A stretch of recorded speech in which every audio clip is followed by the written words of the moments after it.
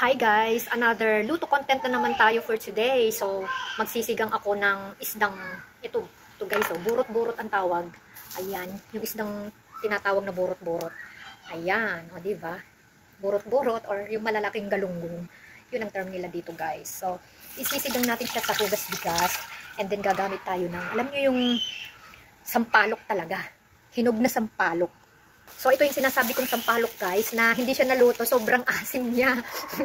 Ayan o, talagang nalalaway tuloy ako. Pero ito, ilulutuin muna. Pakukulan natin yung pag-aanuhan ko, tapos ano ko dito. Kasi ang asim nito guys. So, ito yung hinog na hindi naluto. So, baling pinorm lang nila para maging bilog. Ayan, sobrang asim niya. Talagang pangsigang or pwedeng gawing candy. Oo. Niluluto nila para maging sweet tamarind, okay? Pero ngayon, ayan yun, at ako yung nangangasim na. So, maglagay tayo sa isang ganito guys. Let's i-half natin. Kasi masyadong maasim. Yan. So, kukuha lang tayo ng, yan. Kaya natin sa mainit na sabaw. Tapos, babalik din natin pagsasabawan. So, see you later. Ayan, ang ating, so we will put all together na yung natin. May luya, may kamatis. Ay naku, nalimutan ko yung ating onion.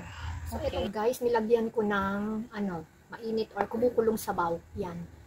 Pang-asim natin. Instead, nagagamit tayo ng instant na tamarind mix. So, yun na lang ang ating gagamit. So, ayan guys, nilagay ko ng ating isda. And then mamaya, yung ating pang-asim. So, ilagay na nga natin yung sinasabi kong tamarind guys. So, yan ay organic ha. Ayan, pure. Hinog siya guys. Okay. Anin uli natin. So guys, pwede mo rin namang salain, pero hindi ko na sasalain. Ayoko lang naalalang salain. Asim na niya guys, tinikman ko. Yan. O diba? So ayan, nailagay ko na nga yung ating kangkong. O diba? Sarap ng sabaw niya guys. Kasi hindi tayo gumamit ng instant na pang-asim. Ang ginamit ko dito yung organic tamarind talaga. So guys, ito na ang ating sinigang na, hindi ko basta sinigang na isda. O ayan, diba? Sigurado masarap ang sabaw nito guys. Thank you for watching. Ang ingay na ng background ko. Nagdatingan ng maiingay kasi.